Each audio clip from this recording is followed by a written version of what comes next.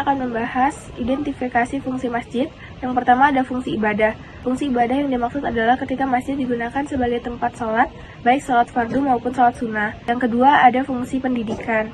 Fungsi pendidikan yaitu ketika kita belajar atau memperdalam ilmu agama melalui kajian-kajian yang diadakan di masjid. Yang ketiga ada fungsi sosial. Masjid dapat dijadikan tempat musyawarah untuk membahas persoalan keumatan, misal membahas tentang gerakan membantu Palestina. Yang terakhir itu ada fungsi ekonomi. Melalui pengelolaan zakat, infak, sedekah, dan wakaf untuk membantu fakir miskin adalah termasuk ke dalam fungsi ekonomi.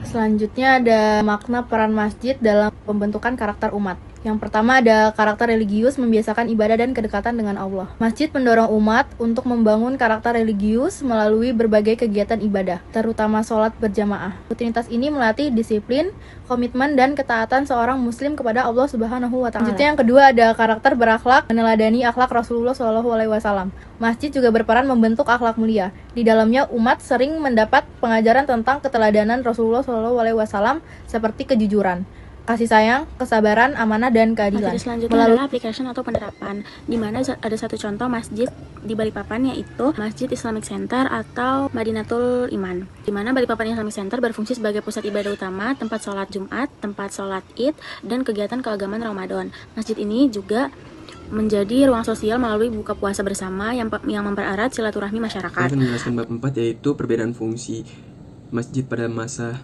Nabi Muhammad dan masa modern. Pertama, pada masa Nabi Muhammad, masjid tidak hanya dipahami sekedar sebagai tempat sholat, melainkan sebagai pusat kehidupan umat Islam secara menyeluruh. Berikut beberapa fungsi khas masjid di masa itu. Yang pertama, tempat ibadah, zikir, sholat berjamaah, dan berdoa. Lalu yang kedua itu ada sebagai pusat ilmu, pendidikan belajar Al-Quran. Ketiga, itu bisa dipakai buat tempat musyawarah atau mengambil putusan.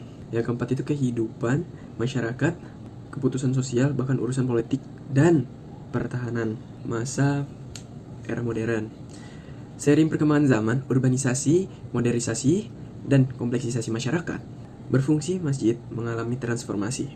Maksudnya fungsi masjid mengalami transformasi. Beberapa tetap menjalankan fungsinya seperti beribadah, mengaji. Ciri fungsi masjid modern itu sekarang lebih berfokus utama sebagai tempat ibadah, sholat berjamaah, sholat Jumat, doa, berzikir kayak yang saya bilang tadi. Banyak masjid modern dirancang sarana mendalami ibadah atau ritual. Saya akan melanjutkan bagian 5, yaitu tentang gagasan program baru untuk menjawab tantangan zaman. Yang pertama yaitu gagasan program. Masjid Madinatul Islam atau Balikpapan Islamic Center dipilih karena merupakan masjid besar dan representatif, sehingga ideal untuk mengembangkan program pemberdayaan umat yang relevan dengan kebutuhan era digital. Kedua yaitu tentang inti program. Inkubator Digi Umat adalah program pemberdayaan yang menjadikan masjid sebagai pusat literasi digital, pengembangan keterampilan, dan kewirausahaan syariah. Program memanfaatkan ruang masjid untuk pelatihan, pendampingan, dan co-working space mini bagi jamaah, pemuda, dan mahasiswa. Dan ketiga yaitu rincian kegiatan utama. Ada beberapa rincian kegiatan utama, yaitu pertama tentang DigiSkill atau bisa disebut dengan literasi digital dan keterampilan teknis. Pelatihan dasar digital seperti smartphone produktif, keamanan digital, etika media sosial, dan bagi semua kalangan. Efektivitas peran masjid saat ini.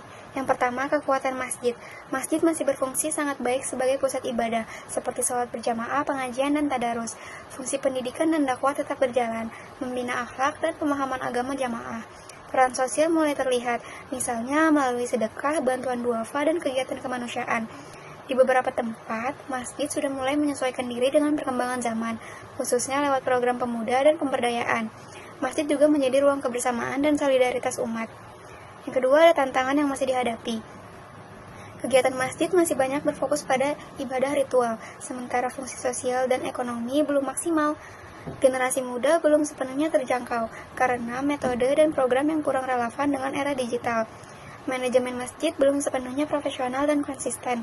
Inovasi dan program pemberdayaan masih terbatas di banyak masjid. Yang ketiga, ada penilaian dan harapan. Secara umum, peran masjid masih sangat relevan dan penting. Kedepannya, dengan manajemen yang lebih terbuka, inovatif, dan melibatkan generasi muda, masjid berpotensi menjadi pusat ibadah sekaligus pusat pendidikan dan pemberdayaan umat. Kesimpulannya, masjid bisa menjadi pusat kehidupan umat yang relevan dengan zaman, tanpa meninggalkan nilai spiritual dan kemanusiaan Islam.